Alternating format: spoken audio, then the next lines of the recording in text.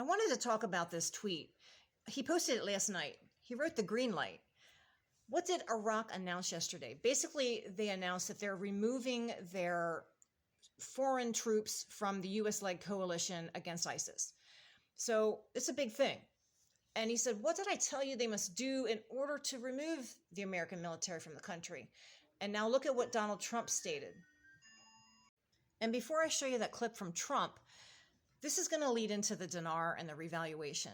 So he says down here, there was an economist that said about Iraq coming out 1-to-1. Right now, Iraq's dinar is worth this. Not very much. It takes 1,300 Iraqi dinars to equal $1. So I just wanted to point that out.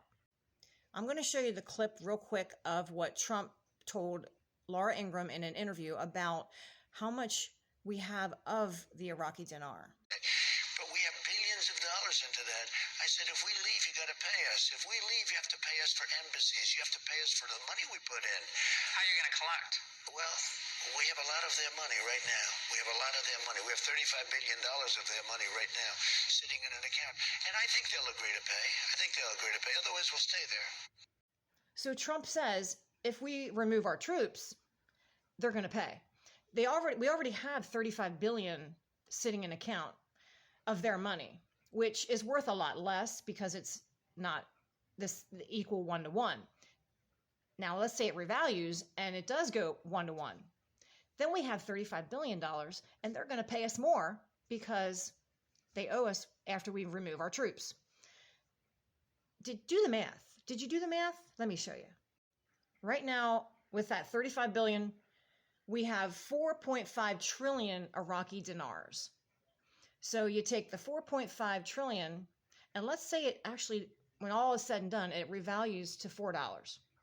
So let's take 4.5 trillion and multiply it by $4. It comes up to 18 trillion. And that's just using that 35 billion figure that Trump mentioned 3 years ago. You know, and if they do remove American troops, then they have to, again, pay us more for removing those American troops. And like he says here, we all know Trump likes to renovate. Star Trek future right around the corner. I don't know. We could do a lot. Trump could give a lot back to the people with that amount of money or more. You know, and I'm pointing this out because I really think a lot of people are focused on the wrong thing. There's too many people forgetting about this kind of thing happening because they're focused on NESARA. And I'm not saying NESARA is not real, but with this kind of thing going on, do we need it? Did you ever think about the revaluation and how it will affect the financial system? So, you know, we're hinging on NESARA, putting money in our lap, but we don't even know what NESARA is going to entail. We don't have a law to look at. We don't know I'm trying to keep it real. So I know Trump has talked about this kind of thing, and we know there is a revaluation coming because he's mentioned a level playing field. We know things are going to change for the financial system. It has to. So I'm just pointing it out because I think if people would forget about what they've been told about and look at what's actually happening, you might see that you might be getting NESARA without actually getting NESARA.